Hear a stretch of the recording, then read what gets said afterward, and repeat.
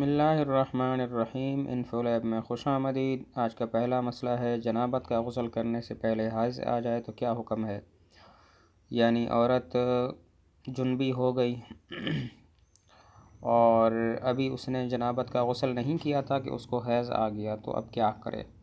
جواب یہ ہے کہ اب غسل کرنے کی ضرورت نہیں ہے۔ جب حیض سے پاک ہو جائے گی تو پھر دونوں کا ایک ہی غسل کافی ہو جائے گا، اور اس وقت وہ اچھی طرح سے غسل کر لے، اپنے پورے جسم پر اچھی طرح پانی بہائے، کلی کرے، ناک میں پانی ڈالے، جو کہ غسل کے فرض ہیں۔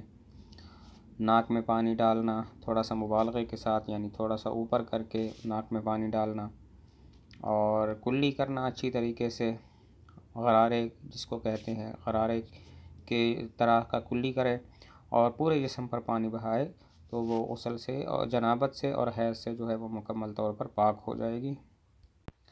اگلا مسئلہ ہے بہنوئی محرم ہے یا غیر محرم؟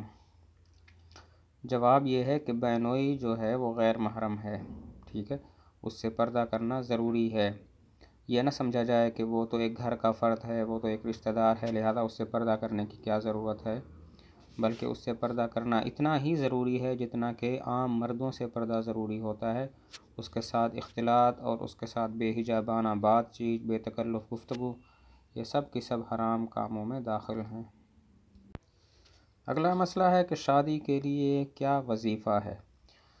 شادی کے لیے بہترین وظیفہ تو یہ ہے کہ خود جس نے شادی کرنی ہے، لڑکا ہو یا لڑکی، وہ یہ کثرت سے پڑھے یا جامع، اور اس کے جو گھر والے ہیں وہ یہ کثرت سے پڑھیں یا لطیف۔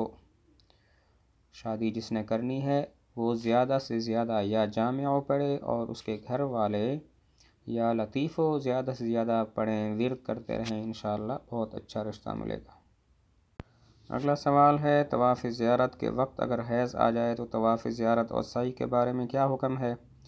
جواب یہ ہے کہ 10 ذی الحجہ کو قربانی کے بعد، قصر کے بعد جو ہے وہ انسان احرام کی پابندیوں سے نکل جاتا ہے، تو طواف زیارت کے لیے تو احرام شرط نہیں ہے۔